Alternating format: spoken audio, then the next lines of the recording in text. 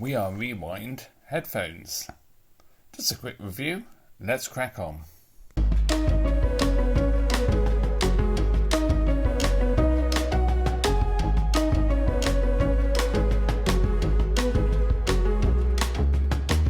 Hello and welcome to another MrBetaByte video, and this one's a little bit different insofar as we are looking at the WeAreRewind headphones. So yeah, bought these. I was sort of thinking about getting some Bluetooth headphones, and as if by magic, I had an email come in saying, "Oh, we're making headphones." So let's see what these are like. Do an unboxing. So let's do that now. To be fair, probably going to be a fairly short video. Oh gosh, I hate these plastic things. I was hoping to sort of keep the box nice, but that's not going to happen. Hang on a minute. Okay, so better. Should have been prepared for that. Oh gosh.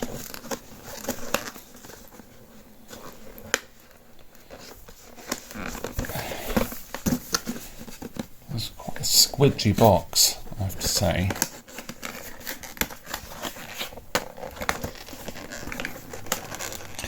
So, bought these direct from WeAreRewind in France, and I think it was 60, worked out at like £68.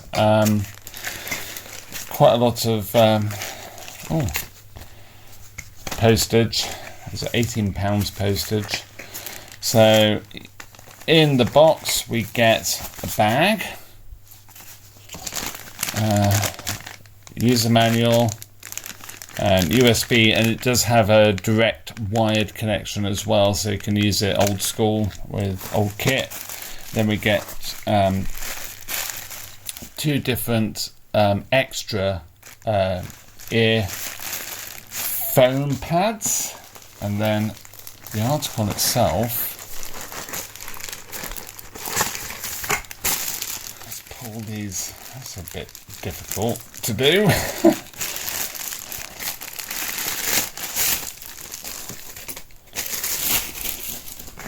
Okay, so well, they look quite cool, that's for sure.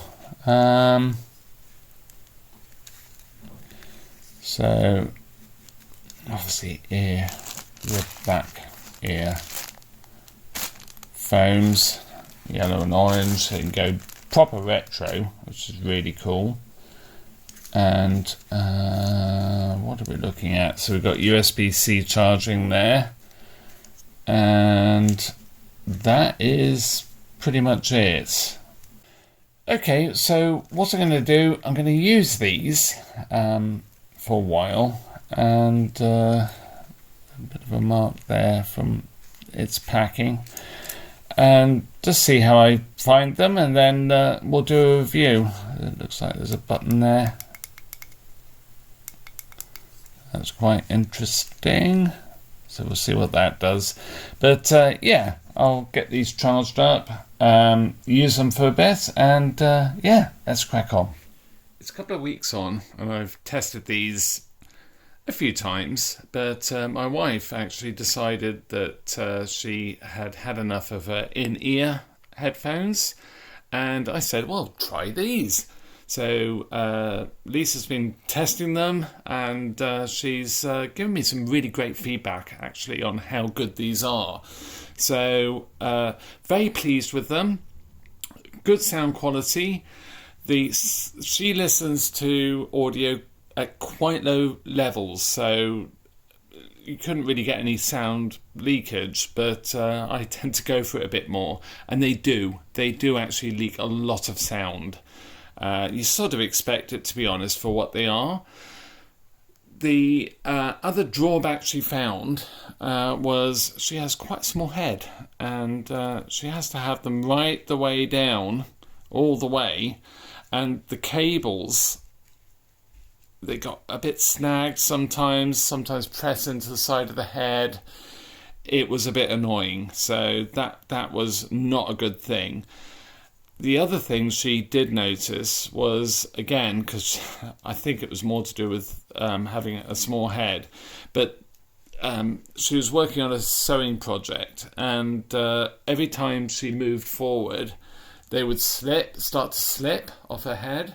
So that's not ideal. But I found, because I have them that little bit bigger, they're absolutely fine. I can sort of tighten this to the top of my head, like you used to do with the 80s ones, and it was absolutely fine. So, but it's just worth bearing in mind. The big thing is the microphone. Now, I have seen comments saying that the microphone is really terrible, and it is pretty poor, to be fair. I'll just put them on actually so you can, and I'll just play you back the sound from the microphone. I think you'll find that they're right. It's really quite poor.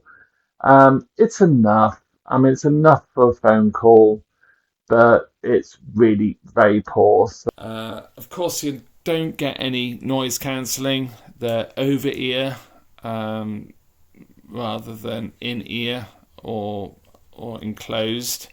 So you sort of expect that, really. But overall, I found them really very good, and I've been very pleased with them. Going in for these for the retro feel of them, and they certainly do give that, but with a lot of quality, given the price as well. £45 plus the postage. They're not bad. They're not bad at all. So what I'm going to do next is I'm going to compare my Sennheisers HD-25-1s. These are my headphones of choice. I've used these for years. I've had them for years. They're very worn out. They've had the cables replaced a few times, and the foams. And then we'll compare them with, these are the sort of bog standard cheap and nasty headphones from the 80s. I mean, these were really just very cheap and nasty, to be fair, but they are sort of like a common pair of headphones for the time.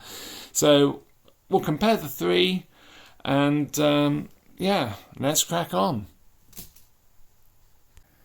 One thing I forgot to mention on the actual main recording of the video is the battery life, and it quotes on the website 14 hours approximately. I mean, obviously it depends how you're using them. The louder they are, the quicker the battery is going to go flat. And I will say, my wife, using them at fairly moderate volumes, after about 9 hours, it had gone down to about 20% battery. So I think that's probably about right. So it might be a little bit over optimistic saying like 14 hours. But it's only 3 hours to charge it as well. It's USB-C. Where is it? There it is. USB-C. And they work well. I mean, of course, if you're using the cable, they don't need to be switched on. So that's another thing worth noting. But back to the video. So let's put a tape in Curtis. I'm getting much better at putting a cassette in. The door is quite tight, so yeah. And then we'll plug in the right end of the lead. So one's a 3.5mm, one's a 2.5mm stereo jack. And plug this in. So these don't have to be on actually, but they are still. And let's give them a try.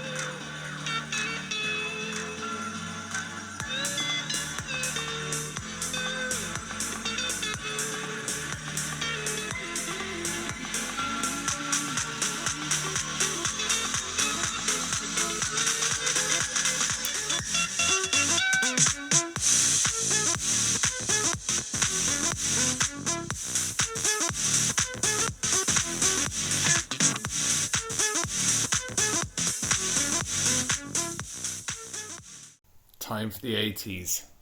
Let's crack on.